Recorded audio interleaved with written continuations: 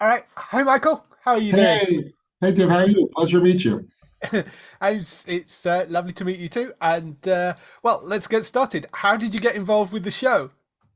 I was fortunate enough to see Sorry to Bother You when it debuted at Sundance and was blown away by it. I'd never seen anything like it in my life and felt and asked to meet Boots and felt the aesthetic, the sensibility, the storytelling approach, the innovation, everything about it. If you could, I was excited by helping bring Boots' aesthetic and vision and sensibility to the small screen as well as the big screen. So we made a blind script deal. And then the first idea he pitched was for a show about a 13-foot tall giant. And we all jumped on it. It is an incredible idea for a show.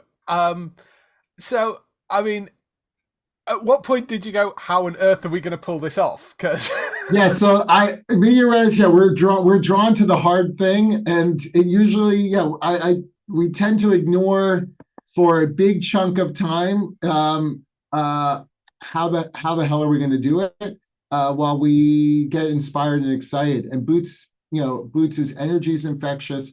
His ideas are infectious. His whole sensibility. So you kind of just get lost in it. It feels like totally plausible. And then probably, I think when we were beginning, we delayed it for a while. And then it was when we were beginning to prepare for the pitch to bring it to networks. That's when you really realize, okay, we need answers to all these questions. How exactly are we going to do it? And and to be honest, his film was a big inspiration in this as well, which is the amount of production value. What gave us confidence was he had done the first film on so little money and had such massive production value.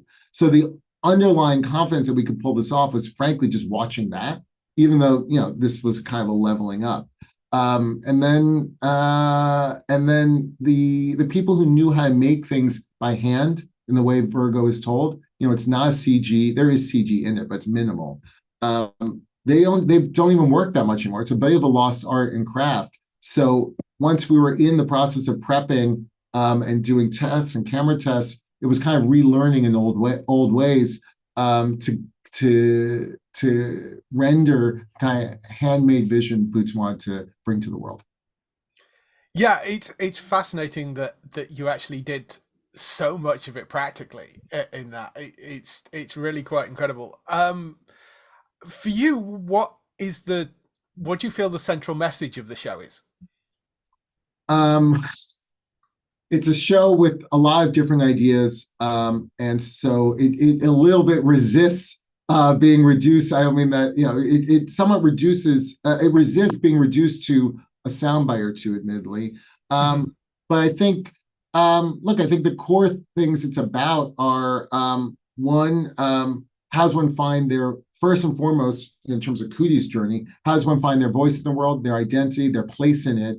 It's a universal idea first, which is everyone when they leave the nest feels like an outsider and doesn't feel they belong and has to go on their own journey of self-discovery, finding out who they are as an individual. And I think this is the big message of the show, finding out who they are within their community. Right. And so it takes a kind of, let's say, hero's journey idea and really expands that to be something broader and more meaningful and community based.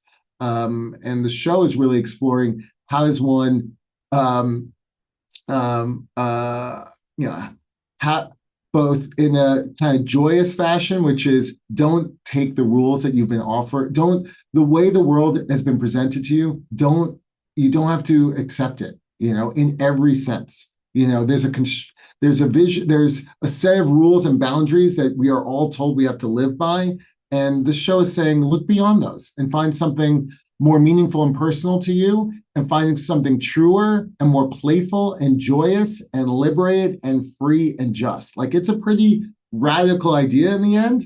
And it's both a political idea and it's a way of life too. Like it's that big and ambitious, but it's a joyride. Like so that's Boots Riley's trick, which is it's a joyride that actually engages with like some of the biggest questions of your life.